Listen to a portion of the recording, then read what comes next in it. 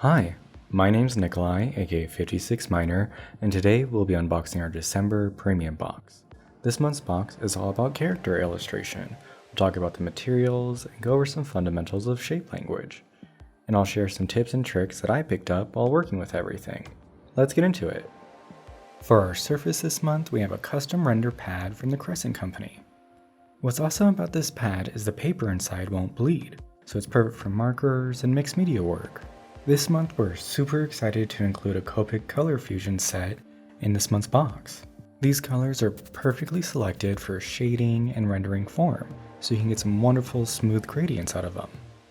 Each Copic sketch marker comes with two nibs, a brush nib which is great for organic lines and line weight variants, and a chisel tip which is great for filling in areas or making more structured marks.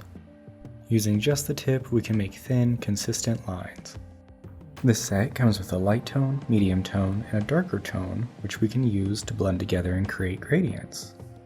By using the lighter color on the transition point, we can smooth out those gradients even more. Now you may not realize it, but those gradients are a way to actually render form in three-dimensional shape. So by layering our colors and going over in a manner that lets us build those values, we can create the illusion of three-dimensional form. Now, due to the non-bleed nature of our pad, colors will look a little bit darker once they're first applied, so I always suggest letting your layers dry before going back in and making any corrections. Using markers in this manner can take some time, but thanks to our render pad, we don't have to worry about any bleed through when we saturate that paper with alcohol ink. It's really nice to not have to worry about that. The next marker in our box is going to be the Tombow ABT Pro in Poppy. This vibrant red marker is great for calligraphy as well as illustration. This marker comes with two nibs, similar to our Copic sketch, a brush nib which is going to be flexible and good for lines with line weight variants and dramatic marks, as well as a chisel tip which offers a little bit more structure. I prefer to use this tip if I'm doing anything geometric. It also works really well with Zen doodling if you just kind of want to loosen up this month. Our next two items are going to be a set of ChromaFlow pencils from the Derwent Company. These pencils are velvety smooth and overlay on our illustration markers perfectly. You can use the white for highlights and details and the scarlet for sketching. Now, when designing a character, it can be a little bit daunting, but one way that we can make the process a little bit easier is to focus on shape. Now there are the fundamental shapes of a circle, which is typically seen as friendly, a square, which is more sturdy, and a triangle, which is more dynamic. We can use these to give our characters personality, but I always find it easier to start with a more complex shape. So for this example, I'm going to use a teardrop, a shape that's similar to like a pot or a vase, and a keyhole. For this exercise, it's important that you use recognizable shapes. Just kind of blobs on a paper won't do yourself any help when it comes to designing your character. I like to flip my shapes upside down, that way I don't get tied up by any perception that I might have of where the eyes or the nose should go. By placing some guidelines, we can help so that our features are balanced, like our eyes are aligned and our nose isn't too far off. But don't feel tied down by these guidelines. They're just a way to kind of help you gauge where to put those features. And you can build a character without using complex shapes. We're kind of using a triangle for the nose and the hair, and a simple C shape for the ear. For our other two, let's keep them looking straight on, as it'll be a little bit easier for us to work out those details. I chose round eyes for this character because the head kind of looks like a lollipop. And I'm also going to use circles to give her a necklace where that lid would have been. To balance out that thin neck, let's give her a lot of hair, and maybe we can give her some eyeshadow. This is the stage for you to experiment.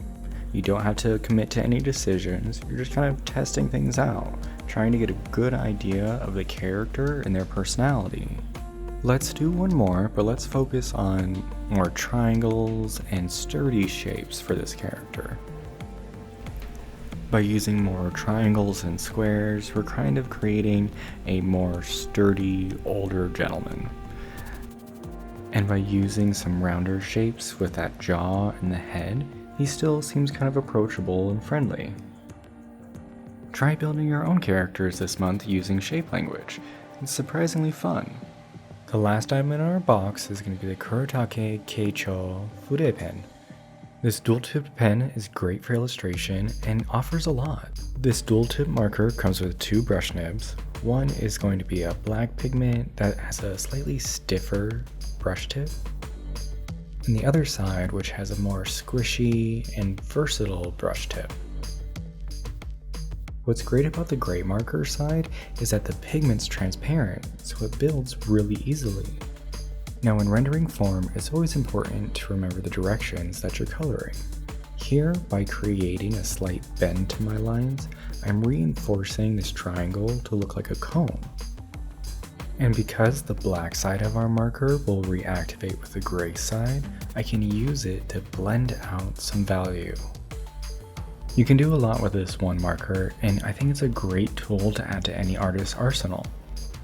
Unlike our sphere, I'm going to leave a harsh highlight on this cone, and it's going to give it more of a metallic effect, while our sphere was more matte.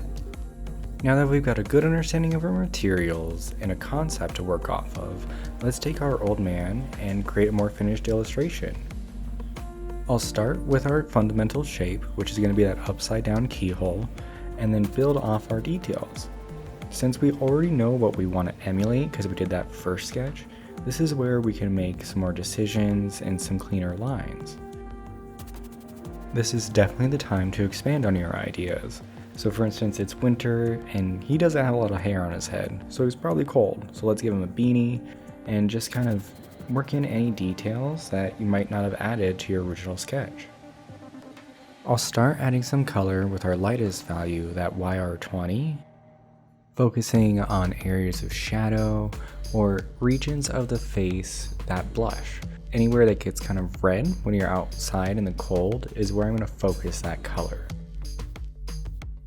This gives us the added benefit of rendering some form.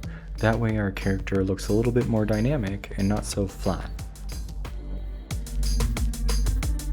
Next, I'll take the YR23 color and focus on areas that either cast a shadow or are kind of inset, because the darker colors are going to push to the background and lighter colors are going to pull to the foreground.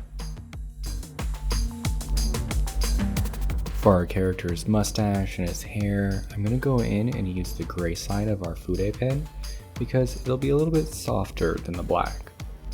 Black is a great outline color, but it can flatten out your drawing. For a nice pop of color, I'm going to use our Poppy Tombow because I really love just how bright that red is. And to complement the color of the beanie, let's use our Scarlet Chroma Flow to add a little bit of blush to his features. So it's definitely cold out wherever he is, so we'll do his ears, the tip of his nose, and his cheeks.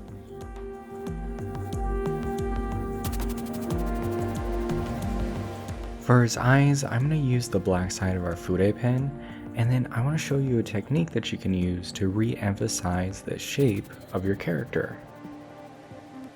Using a hatching technique, I'm going to cut the character out from the background. Because we're using such light values with our character, adding that black background will really have him jump off the page, and it's a great opportunity to correct any kind of shapes or maybe any marker lines that are outside of your original sketch. It's kind of an opportunity to correct any mistakes. It's really tempting to try and fill in the entire background with that black, but try to resist that. Sometimes the kind of sketchiness of the hatching technique can add a lot to a drawing. Using our white chroma flow, I'll go in and add some ridge lines to the beanie and do a final once over, darkening up any elements that I need to balance out the values, or just to add a little bit more interest now that we have that black background.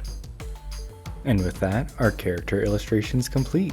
Hope you enjoyed the video, learned a few things, and if you post your work online, make sure you use #SketchBoxDecember. We love seeing what y'all create each month. And if you want to check out any of our previous videos, head over to our YouTube channel, where you can like and subscribe. And I'll see you next month.